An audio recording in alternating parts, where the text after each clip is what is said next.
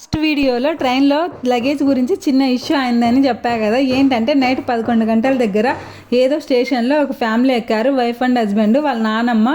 వాళ్ళవి వరుసగా 3 బెర్తులు వాళ్ళవి ఒక సైడు, ఇటుపక్క బెర్తుల్లో కిందేమో ఒక పెద్ద ఆవిడ ఉండే, హిందీ ఆవిడ.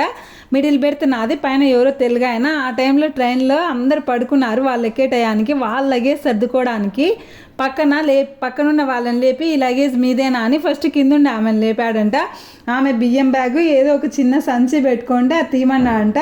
పాప ఆమె ఏమనుకుంటే లేచి తీసింది. నాది ఒక సూట్ కేసు అటు పక్కనే ఉండే, అది కూడా తీయమంటే ఆమె నాది కాదు అది పైన ఉండే ఆమెను చెప్పిందంట. నన్ను లేపి మీ లగేజ్ తీయండి ఇక్కడ అన్నాడు. ఎందుకంటే ఆ 3 బెర్తులు ఆయన రిజర్వేషన్ చేసుకున్నాడంట, అందుకే వాళ్ళ లగేజ్ పెట్టుకోవాలంట, మిగతా వాళ్ళవి తీసేయండి అని చెప్తున్నాడు. అలా అని ఊరికే చెప్తే పర్వాలేదు, కామన్ సెన్స్ ఉండాలి కదా ఇక్కడ పెట్టేకన్నాడు.